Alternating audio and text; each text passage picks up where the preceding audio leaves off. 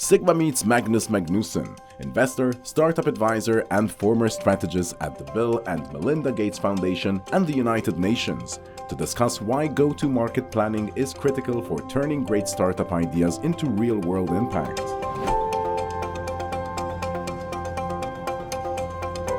Capital4D, which is a company I founded 2 years ago, is working with about 20 European startups in life science, in deep tech, also tech, green energy, in early stages up to Series A. And a lot of the investors here are looking for these kinds of projects. So my role is to represent these companies, find investors, but also help them with strategy and go-to-market strategy and opportunities. And it's a great place to be for that here, because we have players on both sides. The startups are here, so new clients from me potentially, but also the investors that I need to help my clients. I mean, if you are a startup, you're fully focused on your product naturally. You're very enthusiastic about your product, about your technology. Maybe you look at competitors. But that enthusiasm sometimes can override some of the practical dimensions of how do you actually go to market and what it takes to navigate the different hurdles.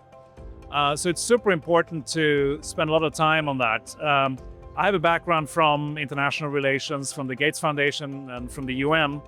And in that environment, we have, so to speak, go-to-market strategies in different ways. But we've learned to be results-oriented and work from our impact, so from what we really want to achieve at the end, backwards towards what we can do today to achieve that goal. And a theory of change followed by a theory of action. And even earlier, a problem formulation that you really understand that includes the market, go-to-market dimensions. So I think some of those lessons that the Gates Foundation, for example, has been great in spreading to the development community, I think could also be taken on board in the startup community. Because it's sad to see that a lot of great innovations that really should have wings don't fly because the go-to-market strategy just wasn't thought through enough. And the risks and the obstacles were not conceived and analyzed sufficiently. So that's why I help with that today. And I use a lot the results-based approach actually with my startup clients to really be super, I would say, focused on data that underpins the theory of change that in turn allows them to develop a strategy that works.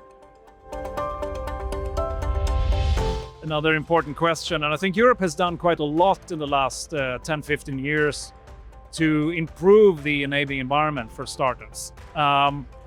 Both in terms of legal hurdles, so to speak, to set up companies. In France, where I work, for example, you have some tax relief the first year when you set up a company. There's also different legal opportunities, legal forms of companies that have less of a burden, but then also less opportunities, I guess, in terms of using the usual corporate structures to grow your company. But you can jump from one to the other in the French environment today, and you have some relief there. That's helped. What's also helped is that there's a much deeper pre-seed, seed, maybe up to A-series funding environment. Not just market, I call it environment because there's a lot of government support in that space. The EU has been very important.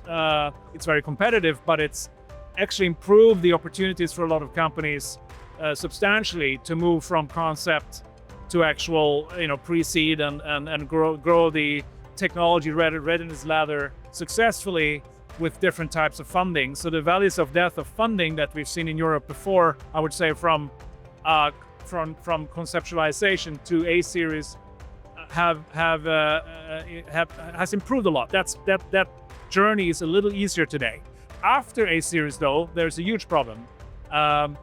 Particularly in markets like, I know in Germany it's a big problem, France, Sweden is a little better perhaps, but still very difficult. So, then when you come to C and beyond, bigger banks and others are interested, and then it looks much better. So we still have a big valley of death after the early stages, after the Series A, which Europe as a whole, particularly the private sector, really should look at, because I think there's a perception of risks being higher than they are. Not everything has become a unicorn.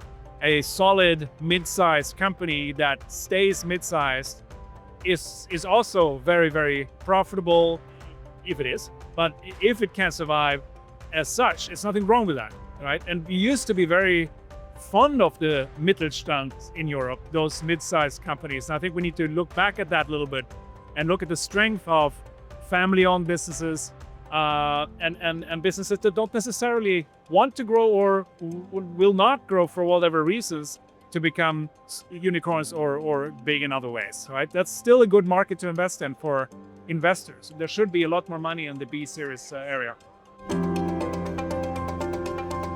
There's still a lot truth into saying that, you know, Silicon Valley takes about half of the unicorns globally.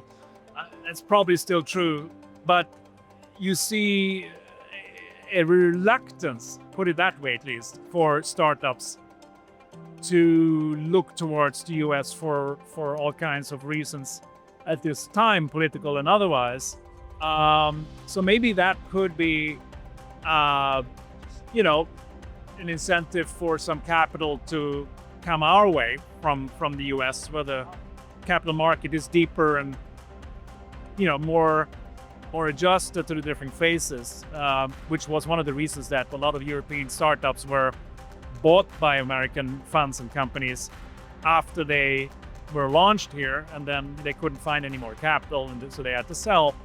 If we can, you know, if this environment can help us to build this kind of mid-sized funding ecosystem in Europe, maybe that's a good outcome of the political situation. But generally, uncertainty is not good for anybody, and that's what we're having today. So I think I see a lot of reluctance by some of the investors to take risks that they otherwise might have taken. So I think everybody's suffering to some extent from that.